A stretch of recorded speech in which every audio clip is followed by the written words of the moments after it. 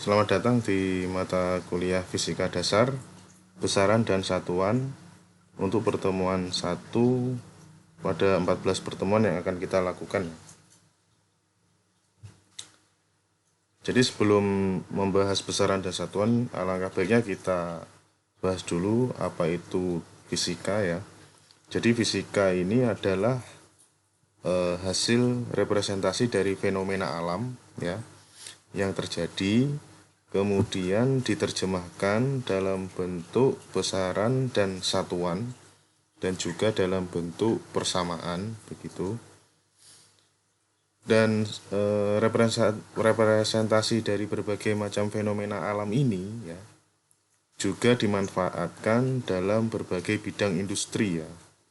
Ada diantaranya bidang otomotif, kemudian bidang software dan hardware, ada juga dalam bidang medis ya, dan untuk bidang-bidang industri yang lain. Konsep pengukuran sendiri itu merupakan sains eksperimental atau hasil dari eksperimen ya. Dalam fisika, jika kita ingin memahami suatu sistem, sifatnya, fenomenanya, dan lain-lain, maka kita harus memberikan gangguan terhadap sistem tersebut. Untuk kemudian kita amati responnya. Jadi dalam gambar ini ya, kita mempunyai sistem. Untuk menemukan respon atau hasil pengukuran, maka kita perlu melakukan gangguan. Sebagai contoh, misalkan pada hukum Newton ya, kita mempunyai sebuah sistem balok biasanya, di mana balok ini mempunyai karakteristik, yaitu salah satunya adalah M atau massa. Kemudian massa ini akan coba kita ganggu dengan beberapa hal ya, diantaranya fungsi independen ya. Fungsi independen ini kalau untuk hukum Newton itu adalah waktu dan jarak. Kemudian ada external force, yaitu biasanya drag energy dan friksi ya.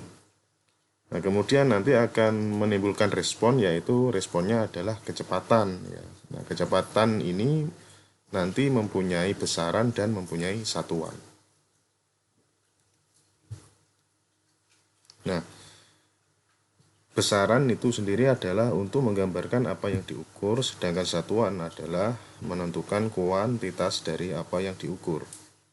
Nah, karena seperti yang kita bahas di depan tadi bahwa besaran dan satuan itu digunakan dalam berbagai bidang industri, ya maka perlu satuan yang berlaku untuk selamanya dan untuk semua orang. Nah, sistem metrik atau sistem internasional atau disingkat SI ya, yang wajib diketahui itu ada besaran pokok ya.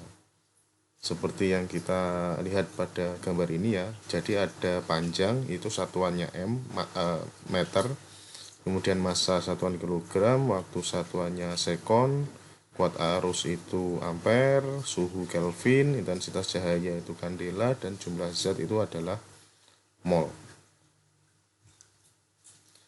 Nah, pendefinisian satuan dalam SI itu cukup panjang ya prosesnya. Jadi untuk 1 meter saja itu mulai dari tahun 1798 hingga terupdate saat ini adalah 2019. Ya, kalau diamati di sini di tahun 98 itu ukuran 1 meter itu adalah 1/10 dari 10 juta jarak antara Antartika atau kutub utara dengan garis khatulistiwa yang melewati Paris ya. Jadi ini sangat tidak efisien jika kemudian digunakan untuk parameter dalam mengukur satu satuan meter. Dan ini berkembang terus. Ini menggunakan pilar-pilar bangunan pada tahun 1879, kemudian 1889 ini menggunakan platinum ya. Lalu 1960 menggunakan gelombang cahaya ya, spektrum gelombang cahaya, panjang gelombang dari cahaya merah dan oranye ya. Kemudian di tahun 1983 ini mulai menggunakan pendekatan kecepatan cahaya. dan diperoleh tahun 2019 itu 1 meter adalah perbandingan dari koefisien cahaya per perubahan kecepatan dari koefisien cahaya. Nah, ini memungkinkan untuk kemudian diupdate lagi di tahun-tahun berikutnya. Nah, updatean ini kemudian menghasilkan redefinisi pada satuan pokok SI pada tahun 2019 kemarin ya. Nah, ini silakan diamati sendiri dan nanti coba dicari informasi tentang redefinisi satuan pokok dalam satuan SI ini.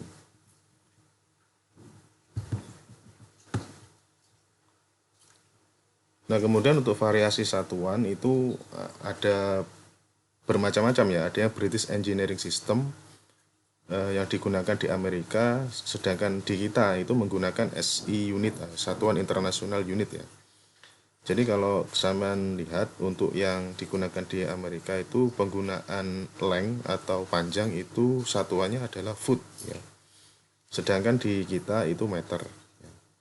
Untuk massa di Amerika menggunakan pound, sedangkan di kita menggunakan kilogram. Nah, variasi-variasi ini tergantung dari di mana kita menggunakan ya. Jadi bagaimana umumnya digunakan di negara kita ya. Jadi kalau kita umumnya menggunakan SI unit ya. Selain penggunaan berdasarkan negara dan keumuman ya, ada juga satuan yang digunakan di dunia industri ya. Salah satu di antaranya ada di dalam industri otomotif itu ada horsepower atau HP ya. Jadi 1 HP itu adalah 745,7 watt ya. Nah, ini diadopsi untuk mengukur daya keluaran dari piston, turbin, motor listrik, dan mesin-mesin lain yang serupa ya. Selain horsepower juga ada yang disebut dengan PK atau Pak de Graaf ya. Kurang lebih konversinya sama dengan HP ya, horsepower. Nah, ini contoh mesin dengan 700 horsepower Honda engine. Dia mempunyai 12.000 RPM ya. Nah, kemudian untuk putaran mesin itu RPM atau ada yang menyebut sebagai revolution per menit, ada yang menyebut sebagai radian atau yang jelas berbagai macam penyebutan. Yang jelas ini adalah 1 putaran per menit ya. Jadi kira-kira sebuah sistem itu dia berputarnya berapa kali dalam 1 satuan menit ya. Nah, konversinya adalah 2pi per 60 radian per sekon. Kemudian ada lagi kebisingan di pabrik ya, itu satuannya adalah desibel. Nah, biasanya orang menyebut ini adalah intensitas bunyi ya. Sebenarnya tidak, ini adalah taraf intensitas bunyi ya. Kalau untuk intensitas bunyi sendiri itu adalah watt per meter persegi ya. Kalau taraf intensitas bunyi itu adalah nilai log dari L per L0. Nah, ini gambar ini menunjukkan bagaimana perbedaan antara nilai desibel yang paling senyap dan yang paling bising. Nah, kemudian yang perlu diketahui lagi adalah notasi ilmiah dan prefiks. Untuk mengetahui besarannya diukur itu harus yang memiliki rentang yang sangat besar ya. Nilai yang sangat besar yang menuju tak hingga dibandingkan dengan nilai yang sangat kecil yang menuju 0. Jadi di sini saya memperlihatkan dua hal yang begitu berbeda ya. Yang pertama adalah daya listrik yang dihasilkan dari tenaga listrik, generator listrik ya. Kalau yang ini adalah daya listrik yang dihasilkan dari alat pemacu jantung. Jadi rentangnya sangat besar sekali ya. Kalau yang di pembangkit itu 227 juta watt ya. Kalau yang di pacu jantung itu 0,0001 watt ya. Nah, ini dalam notasi ilmiah penulisannya adalah 227 kali 10 pangkat 6 watt ya. Ini dalam notasi ilmiah. Nah, sedangkan untuk prefix itu adalah 227 megawatts karena mega itu adalah 10 pangkat 6. Ini dalam prefix. Nah, untuk yang kecil ya, yang untuk alat pacu jantung itu ditulis 1 kali 10 pangkat minus 4 watt untuk notasi ilmiah. Nah, sedangkan untuk prefixnya itu 100 mikrowatt ya. 100 mikrowatt ini membacanya ketika nolnya ditambah 2 di sini, maka penulisan 10 kali minus 4 ini ditambah minus 2 ya, ditambah 2 sehingga menjadi 10 pangkat minus 6. Nah, 10 pangkat minus 6 ini ya, yang kemudian disebut sebagai mikro. Nah, notasi ilmiah itu sendiri mempunyai beberapa operasi ya. Kalau untuk konversinya tadi sudah kita bahas, kurang lebih sama ya. Jadi penulisan dalam bentuk A kali 10 pangkat B dengan A itu adalah bilangan real dan B itu bilangan bulat. Dimana misalkan di sini ya 10.000 begitu ya, sama dengan 1 kali 10 pangkat 4 gitu. Kalau ini 75 juta berarti 75 kali 10 pangkat 6. Kalau kita menggunakan pecahan 7,5 berarti di perhitungannya mundur sehingga menjadi kali 10 pangkat 7 dan seterusnya. Nah, kalau untuk yang nolnya di belakang ini perhitungannya dari belakang ya. Sehingga misalkan seperti ini. Kalau seperti ini ya, 0,0025 seperti ini, maka 25 kali 10 pangkat min 6 dihitung dari sini. 1 2 3 4 1 2 3 4 5 ya, berarti minus 5. Jadi kalau misalkan ini kita buat pecahan, posisinya di sini komanya berarti berkurang karena kita berangkatnya dari duanya ya.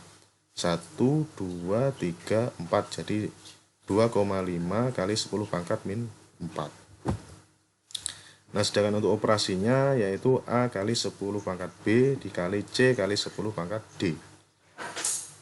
Jadi pengoperasiannya adalah A itu dikali dengan C, kemudian 10-nya ini ya, kali 10 pangkatnya itu ditambahkan. Jadi B ditambah dengan D kalau perkalian. Kalau pembagian itu pangkatnya dikurangi B dikurangi D. Nah, koefisiennya A dan C-nya itu dibagi. Ya. Kalau perpangkatan seperti ini ya, ini A-nya dipangkatkan dengan K, B-nya ya kali 10 B dikali dengan K, langsung dikalikan dengan K ya. Nah, itu untuk operasinya. Nah, untuk prefixnya itu sampai lihat di sini beberapa penyebutan di sini saya kira tidak asing ya bagi kita ya, seperti halnya ada yang disebut dengan kilo, jadi 10 pangkat 3, mega 10 pangkat 6, giga 10 pangkat 9, tera 10 pangkat 12 ya. Yang untuk nilai kecil 10 pangkat minus 12 itu disebut dengan pico, 10 pangkat minus 9 disebut nano, kemudian 10 pangkat 6 disebut mikro. Nah, nanti lebih jelasnya silakan dipelajari sendiri. Nah, selain itu juga penyebutan-penyebutan dalam besaran besaran dan satuan fisika itu juga menggunakan alfabet Yunani ya. Ya, seperti pada gambar tersebut bisa kita lihat di sini ada alfa, beta, gamma, delta dan seterusnya ya. Oke. Nah, kemudian yang perlu diketahui lagi adalah tentang idealisasi dan pemodelan. Jadi berbagai sistem fisika dapat disederhanakan menjadi sebuah model untuk menghindari analisis yang terlampau rumit. Nah, ini khas sekali dengan metode analitik ya, karena kalau kita di teknik mesin itu cenderung perhitungannya numerik, ya, metode numerik. Jadi tidak apa-apa karena kita belajar fisika dasar, kita juga mengikuti metode analitik ya, biar lebih memahami nanti perbedaannya seperti apa. Jadi misalkan di sini ada bola begitu ya, yang dilemparkan dengan arah hijau ini ya, arah bolanya, kemudian dia mempunyai gaya gravitasi yang bekerja pada bola ya, yang bergantung pada ketinggian, itu biasanya memiliki bola ini memiliki putaran yang kompleks. Ya, ketika dilempar itu dia mempunyai putaran yang kompleks.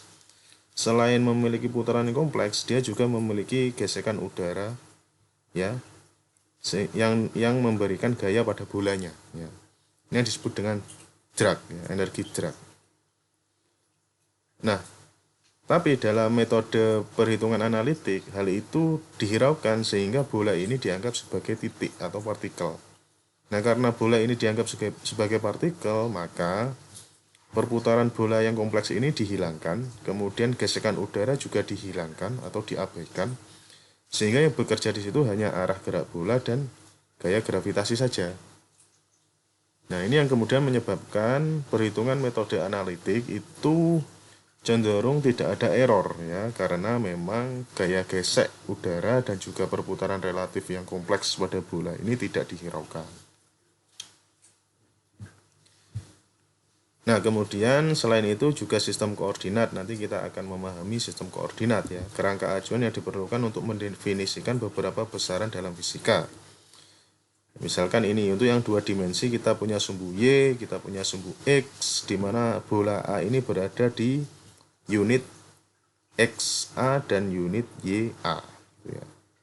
Jadi ini adalah 2 dimensi. Kalau 3 dimensi kita punya sumbu Y, X, dan Z. Jadi posisi bola B ini berada di unit XB, YB, dan ZB. Nanti lebih jelasnya akan kita bahas di pertemuan berikutnya. Saya kira cukup sekian untuk pertemuan pertama kita, ya, untuk 14 pertemuan berikutnya. Mudah-mudahan memberikan manfaat